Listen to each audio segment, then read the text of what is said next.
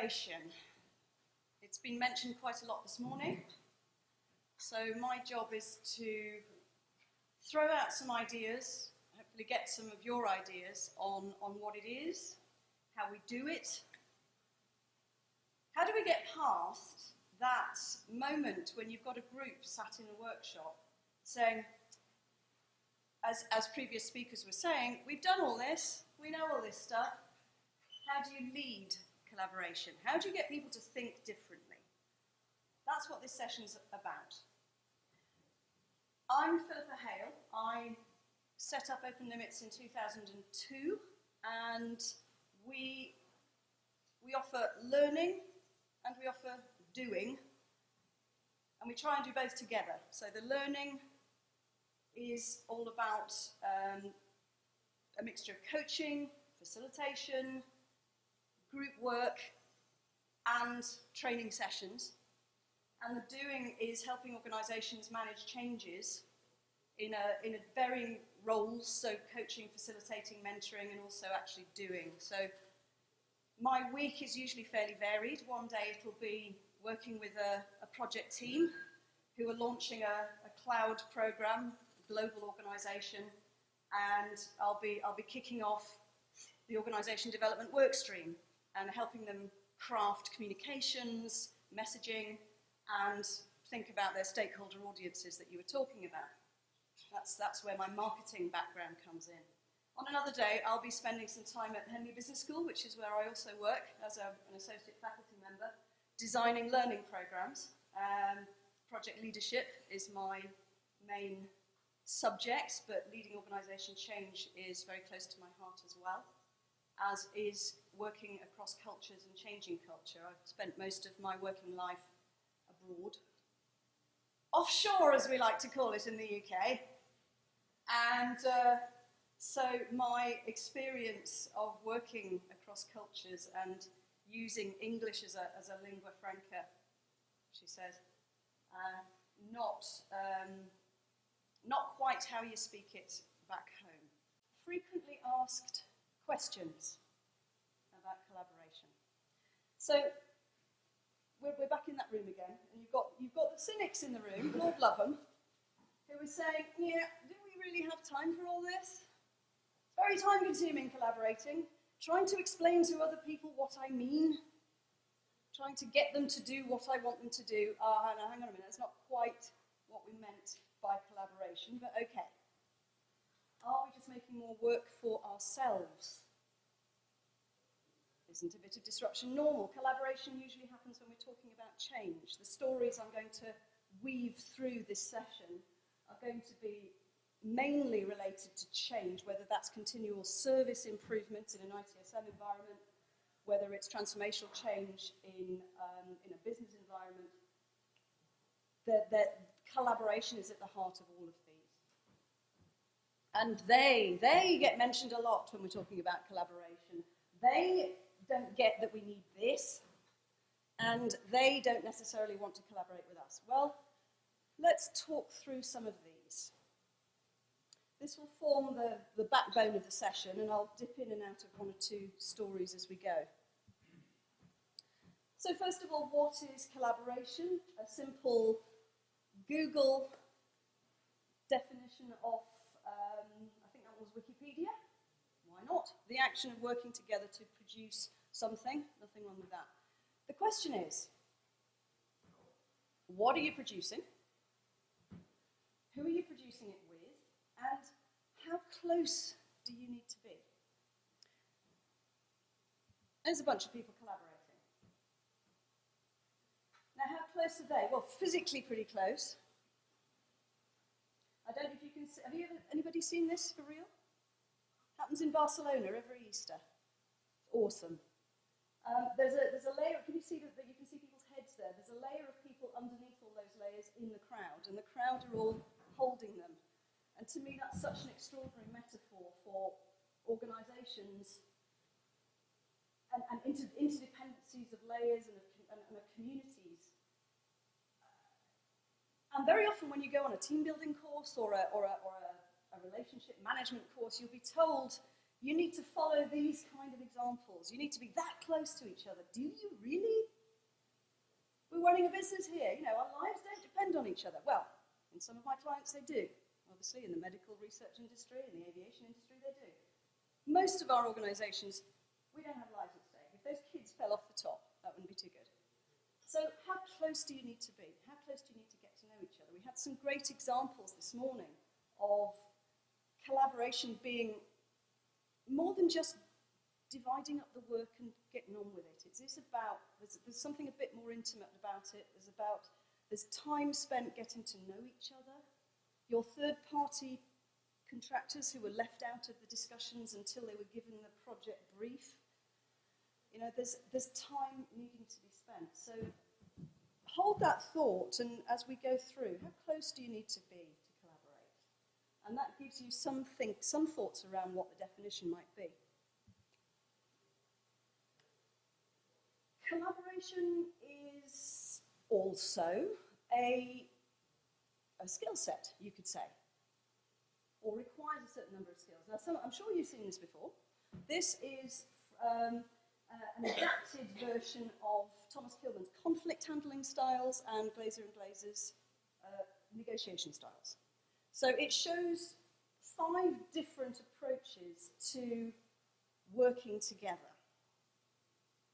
I'll run you through it very quickly. So if you're going for, I want to win at any cost, up in the far left corner, it's not called collaboration. The one on the right-hand corner is called collaboration. But maybe there are times in your partnership, in your relationship, where you know what, the building's burning, or I'm right. No, but I'm really right. So there may be times when you have to nip into these different styles of communicating, and collaboration is unique. I'll come to that one in a minute. There may be times when you don't go there. There may be times when the conversation needs to come to an end, for whatever reason. A good collaboration relationship, that will be understood and that will be okay. Maybe tempers have just got a little bit too high, we've got a bit too passionate about this. Maybe there isn't the information we need. Maybe we realise we have spent a lot of time on the wrong things. We need time to reflect. So again, it's not called collaboration, but perhaps it is one of the behaviours that we would be looking for in our teams. Accommodating, I'm going to let you have this one. Maybe because I'm keeping my powder dry for other things, or maybe because you're right. A number of reasons. So if you have that level of connection with your partners, you'll be able to dip in and out of these different ways of interacting together. So what's the difference then between the last two, compromise and collaborate? They're often confused, and they couldn't be more different. If you're going to compromise, I'll say it's 5, you'll say it's 10. What will we do? Split the difference. Why? Maybe because we haven't got the time. That's usually what people think collaboration is. We've said our piece, we've split the difference. How different is it when you've actually spent the time together, you've built the solution together, you've explored the problems together, you've felt the emotions of going through that process together. And actually the answer wasn't 5, it wasn't 10. It might have been 7, it might have been 15. But we're happy with it, because we've collaborated. So there's a thought. Collaboration, is it about how we behave with others? Is it about how we negotiate? Is it about how we engage? That's part of it, definitely. It happens or it doesn't, depending on the culture around you. The environment that you're working in is either going to give you the time to collaborate, encourage those behaviours, encourage that thinking, or it's going to stop them. So when we exhort our people to collaborate more, what we need to do is have a little think about the layers of the organisation that are around them. Their immediate team, the other teams within, say, the IT function, the other departments around the organisation, the partners, the customers, is that allowing them to collaborate? And it's interesting how, do we have time for this, is very often what we're thrown at. And all the examples we've heard this morning is, it's quicker and it's faster. It's more agile if you do collaborate. Which is interesting, because that's not the perception that a lot of people have. You've got to spend a lot of time talking to people. Actually, no, you don't. You can spend that time doing, and the talking happens as part of the doing. If you're not familiar with Jerry Luftman's work, I encourage you to explore his stuff. Again, this is a big sheet of words which will be circulated to you. If I can boil it down to the 5 levels of collaboration. At the bottom, you've got business processes, which are ad hoc and random, and the same applies for projects. It's not dissimilar to any maturity model you may have seen, but this is focusing on IT business alignment. And at the very top level, you've gone from number 1, ad hoc processes and no engagement with the business, particularly stuff thrown over the wall, all the way up to the whole governance processes, the communication, the creation of new systems, new processes, is all done collaboratively, as in together. And that's regarded as normal. That's not something that we do once on a management away day. It's the water we swim in. It's our culture. And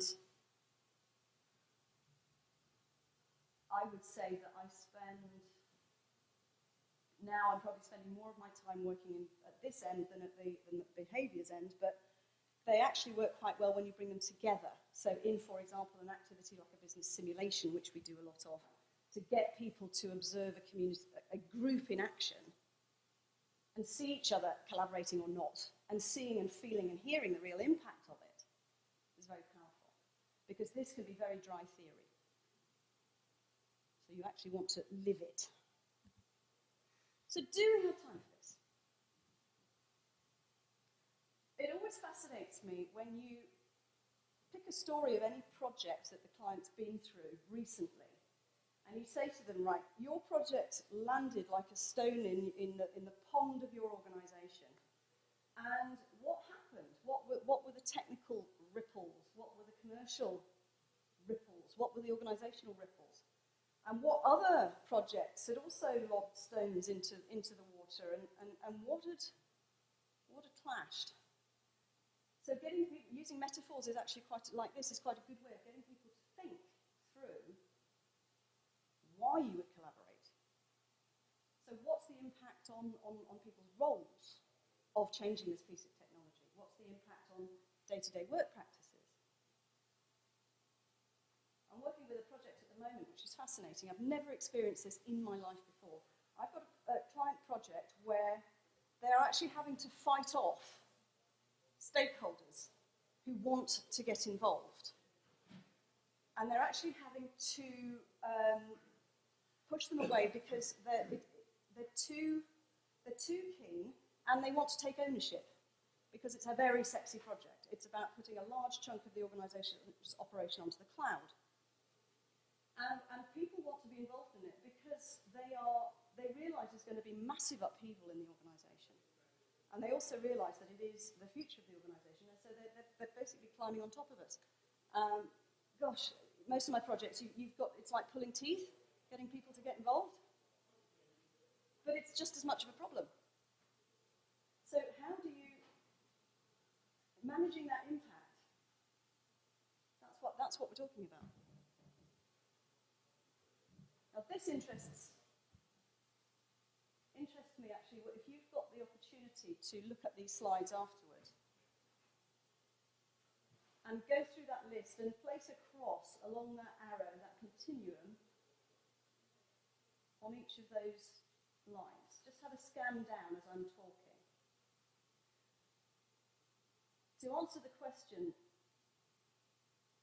among the project steering committee, the steering group, I should say, how much do we need to collaborate? The answer is in how many crosses you would have on those lines that were further towards the right.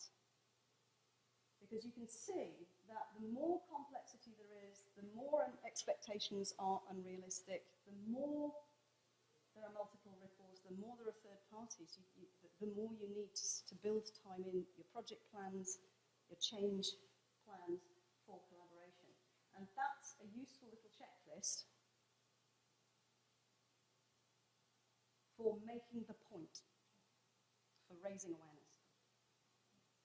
So for the cynics in the room, it starts to become real when you start talking about the real challenges that they are up against.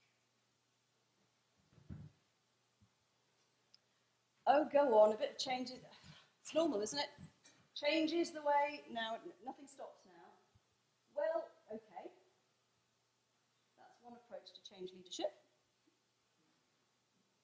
I could cope with that once or twice. If I knew that we were in a hurry, if I knew that we had a regulatory demand, I could put up with that. But you do that to me once too many times, and maybe I'm going to be less excited about collaborating. Maybe I want something a bit more like this.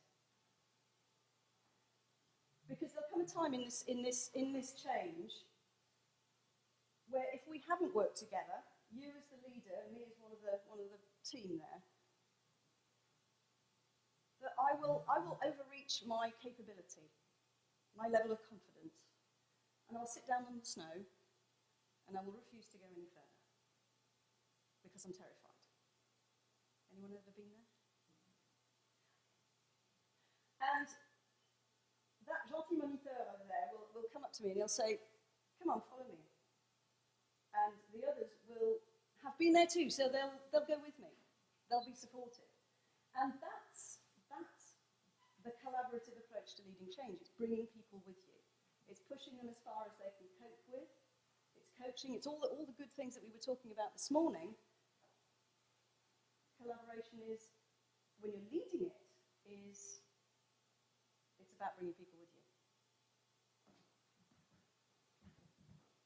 Isn't it obvious we need this? It's this new shiny thing.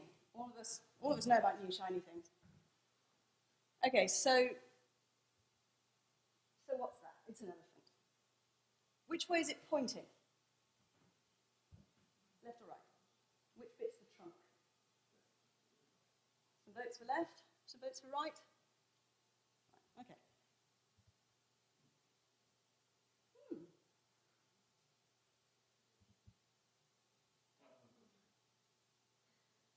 Not obvious to everybody. So it's not obvious that we do need to collaborate because a lot of people have found it easier to hunker down and do their own thing.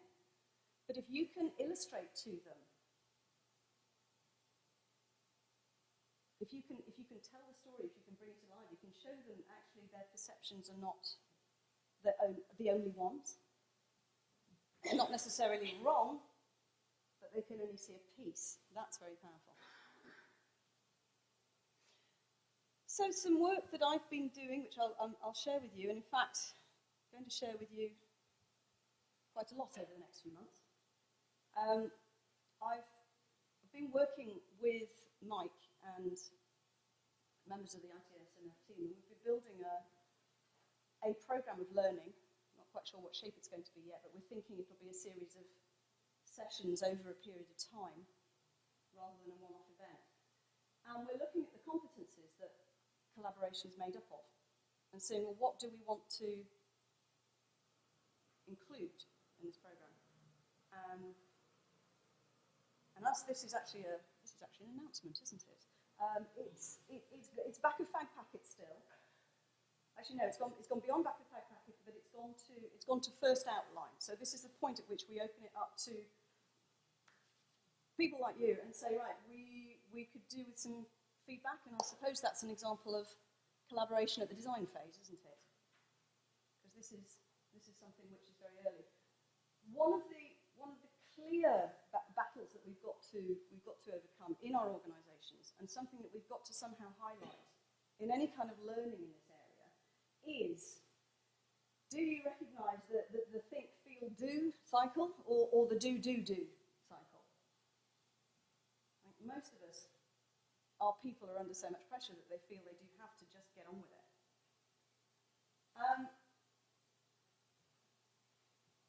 What we've done is explored the research that's out there at the moment, and some of the older stuff, and looked at the set of competences that as an individual we might be thinking about when we're looking at collaboration. And we've tried to, we've aligned it around Daniel Goleman's emotional intelligences, but also, at the other end of the spectrum, systems thinking. So, thinking about yourself collaborating inside an organisation system, and in fact multiple systems. If you're familiar with Peter Senge's work, who was the original writer about systems thinking. Really good read and really interesting, because what he talks about systems in the sense of scientific systems, where you've got interactions.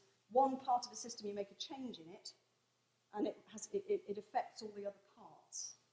And what we see in our IT organisations is that we will implement a new business process. You were talking about SAP processes. We were talking about HR processes. We were talking about data management, data gathering.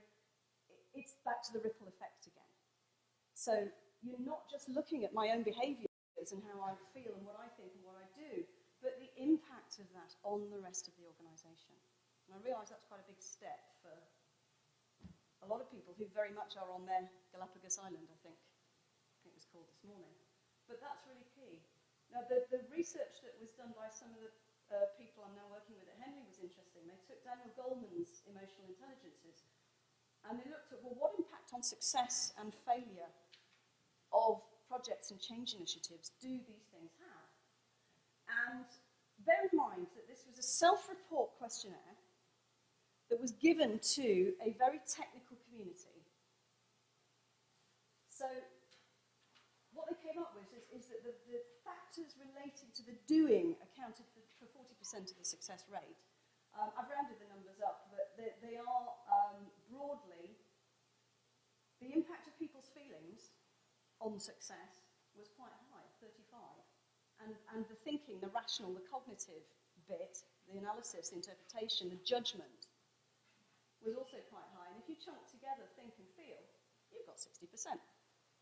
So it's worth thinking about, if we are looking to increase the way we collaborate, to improve the way we collaborate, to collaborate more, maybe we need to be looking at this thinking and the feeling and have those conversations. Again, you can have a more detailed look at this, but we had a go at breaking down, so what does that mean exactly? And a lot of these words have been used already this morning. So I don't think we've invented anything new, but what I think is interesting is that we've pulled a lot of things together, which you tend to get in quite separate areas. You can go on a business process ITIL Prince 2 program where you learn a lot about the doing, solving problems, the pushing for action, the tracking and managing performance. Then you might go on an interpersonal skills course or an influencing skills course, and they tend to be separate. So what we want to do in our small way is try and bring them together. So, and I'll show you the sort of things that we're exploring and see whether, love your feedback, see whether you think this could improve collaboration. So these are some actual tools that we use. Whether you're following a project management process, whether it's waterfall, whether it's agile, whether you've got business processes you're looking to rework, whether you're looking at change, we're looking at those. We're looking at collaboration and what do you do and how do you do it at each step of that journey. We've used the word journey before, and to me it makes a lot of sense because learning is cumulative. Bearing in mind that you do each of these 7 things in each of the cycles that you run. So spotting and validating the need is something you do up front, but you keep doing that. You keep your ears and eyes open. things as they change. And this is where Agile and those loops actually promote that behavior. They're great collaboration. Agile is a great way of improving collaboration. Making the pitch, presenting your story. This happens all the time to different members of the community you're trying to reach. You make your business case to senior management. You bump into people in various departments in the lift and they want to know what on earth you're up to. You tell them and so on. So you then get the work going. You might get a small bit going if you're working Agile style. Or you might do a fair amount of planning at this stage. And all the while you're building the team, you're bringing people in, you're exploring how you then move to getting engaged with the rest of the organisation.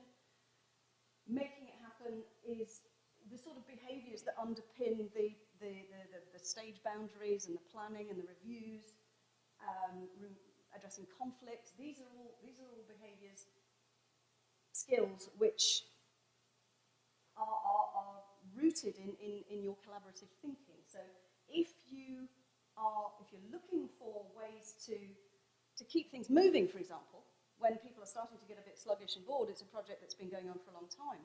If you've had the right engagement up front, then you'll be the warning signals will be there. You'll be able to do what's necessary, whether it's divided it into small chunks, stop and review.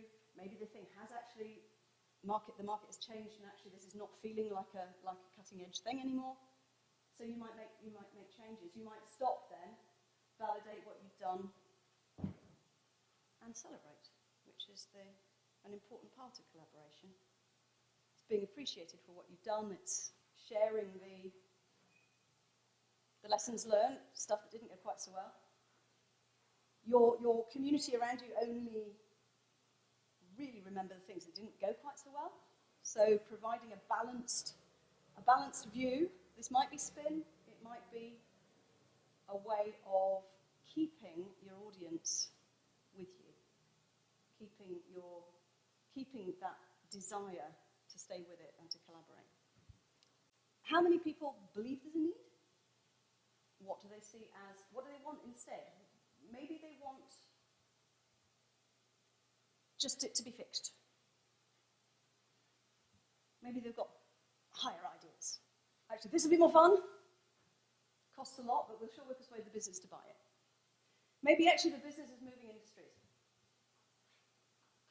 And actually we need to think completely differently.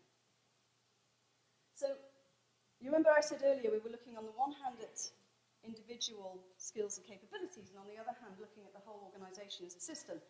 Well, the skills that you need to collaborate within an organisation environment are both at those extremes. You need to know what the business strategy is, as you were discussing, and should that be a little bit elusive, as it sometimes is, then you do the best you can with the information you can. And I think that's really where I think a lot of IT people do find it difficult, because we are fairly black and white, and organisations, especially large ones, there's masses of ambiguity. And it's not easy to make a decision on what's right. So learning to live with imperfect information and learning to live with what you've got as best you can is a challenge. And knowing when to do what you were talking about this morning, which was asking the questions and probing and probing and probing until you realise you ain't going to get what you need. So then you've got to make your pitch. How much information do you share? Do you have in front of you a bunch of people who actually want to know what sort of wood we're talking about, where it was grown, thinking back to your environmental and ethical practices? Maybe that's the sort of message you might include. Actually, do you just want people who want a rough idea of what the end product will look like and they don't care about the rest? Do they want to see the working processes? How much information do you share? And the way to think about this is your good old trusted friend, the business case. That document, in some organisations you might call it a project brief or an outline, but it says the key things that you need to ask and the key things your customers will want to know. So it talks about what the context is, the background. It talks about what the goals and objectives are. It talks about what the costs, the benefits, the risks, the assumptions, the deliverables. Yeah, nothing new. But creating these documents and building the pitch together, that's fantastic collaboration activity. I have worked with organisations where rather than do anything, they weren't up for training. They were too senior to be trained. But we said, okay, so let's talk about this making your pitch thing. You have to present business cases for big programs of transformation, of change. What are you telling people? So we got the 10 questions that you'll find in any Prince2 or PMI or ITIL business case document. And we said, right, I want an answer on each of those A5 post-its. If you can't write it on that A5 post-it in a size that I can read from here, it's not a message, it's not a pitch. So your business case is not a document that you pull down off your data management system and fill in on your own and then email to people. It's a campfire around which you sit and collaborate. Discuss the important stuff, what's at the heart of this program. So then you're going to need to do some research, and that does involve working on your own, gathering data, getting the specialists in, and getting people talking. And you'll collaborate with different types of people in different ways. We all do different types of jobs. There will be a degree of distance between you. You think back to our Barcelona super stack of people. Some of the getting going, some of the planning. How soon are you going to involve people so that they feel involved? Or will they actually start feeling, will they actually get in the way?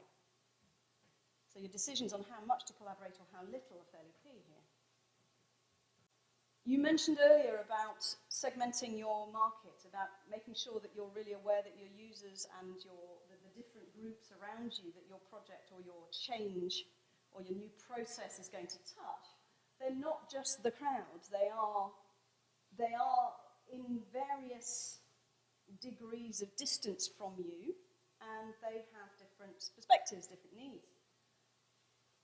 So these onions are possibly all the different organisations with individual IND, that's me, you, in the middle.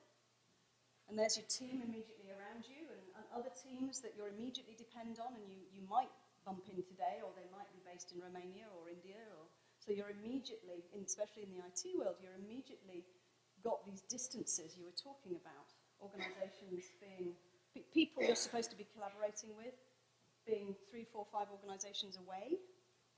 So this is involving people as early as possible. That's where you set the foundations for collaboration.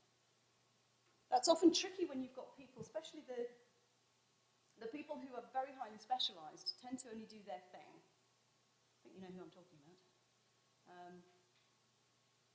And just don't like to come along to meetings. That's their mindset. Because they see it as coming along to meetings. So the way, how do you get them to see the value of it? Well, they have to actually experience it. They have to see the value of what they're getting from you and from that experience. So these meetings can often you can spend an awful lot of time planning some of these get-togethers. And that's the key. Collaboration isn't necessarily spontaneous. It's something that's very carefully planned. Building the team. I don't know if you can see from there that there are more hats than there are people. That's something that's sometimes thrown at ITIL, as you say, well, hang on a minute, all these roles. Well, of course it's possible to do ITIL with 5 people. You've got to think logically about what the business needs, what you need to do, how you group the activities, the flow.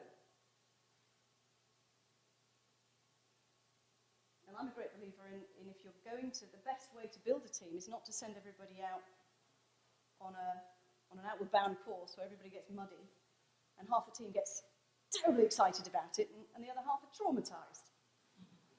And you get back to the office and all the photos have gone up on Facebook and you move on. But unfortunately, the problems that you went out there to solve are still there. So I'm a great believer, if you're going to build a team, build a team by collaborating together, I'll bring the word back again deliberately, on solving problems. Hugely, hugely engaging to have solved a problem with someone. You feel differently about them. You trust them more. All these magic words. If you're working on a really big piece of work,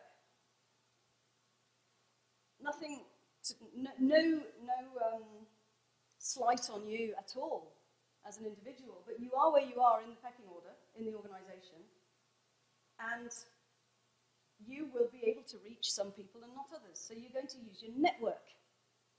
Collaboration requires you to be a master networker. And that takes a bit of persuading for some people, because it's regarded as a bit of a dirty word.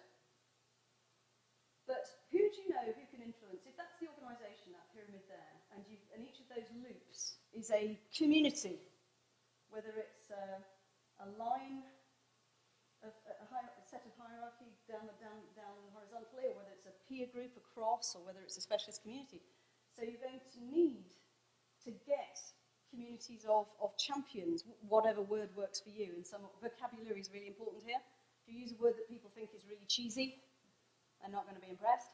So super users or ambassadors or representatives, whatever works for you. But so a lot of work to get collaboration to the level you need it is actually about mobilizing a lot of other people. So making it happen. You've got so much going on once the wheels are in motion, and trying to stay focused on coordinating all the different activities, managing the inevitable conflict, or conflict avoidance as well. There's also that issue of stuff that isn't being said. And unknotting knots when you think you've achieved a particular goal, but actually you found you've got some other stuff that then needs fixing. So there's a lot going on to maintain collaboration, because this is when the cracks start appearing, and if you, as the leader of this piece of work, are not able to keep you and your team focused in on what's going on, then these things can quickly grow out of control. But if you are collaborating closely enough, then these things don't unnecessarily derail the project or the change. Now this, again, another book. David Cantor wrote a book called Read the Room. And it's about how, I'll talk you through this very quickly, because I'm mindful I've got another couple of minutes. But if you've got activities going on in that box down at the bottom there, and things are starting to happen that you notice, if you head off down left, if you notice in yourself, you may be feeling out of control, you may be starting to get irritated with one or two people, the normal human being reactions going on internally. And if you head right, you've got the engagement with other people that you are collaborating with, where you're starting to notice some cracks. You're starting to notice that you've got different attitudes and different thoughts about the stuff that's happening. And so to lead, to facilitate and maintain collaboration, what you need to do is nip that in the bud and head back into the middle, where you actually handle your own concerns, your own emotional reactions, your own frustrations, your own needs. And you also help the group to manage theirs, manage the differences that have appeared. Because if you stay in those blue boxes on the right and on the left, and you start creeping up, there's some nasty words in there. And that's human beings. We do have a dark side. And understanding this, there are some great ways that you can engage a group, obviously once you've got trust, in actually having conversations around some of this, and acknowledging that there are times, yes, when I am unbelievably off about what's going on.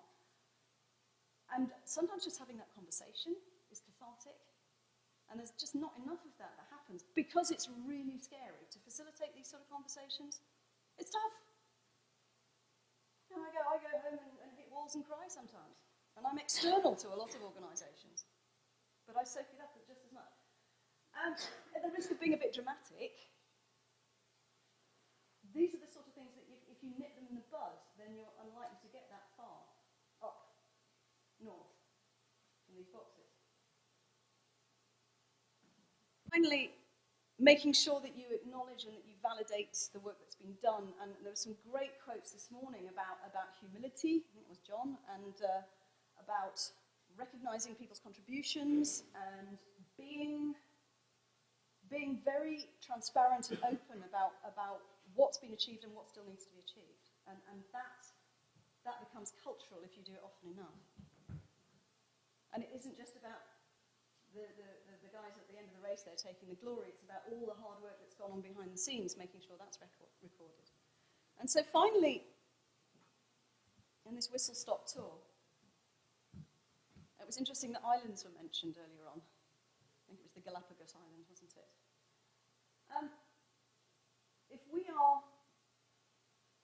want more collaboration, if we want to think about collaboration in terms of how people behave and also in terms of how they handle all the complexities of the system around them, it's thinking about these different behavioral patterns, it's thinking about the way the organisation is laid out and how and who can bridge between those groups.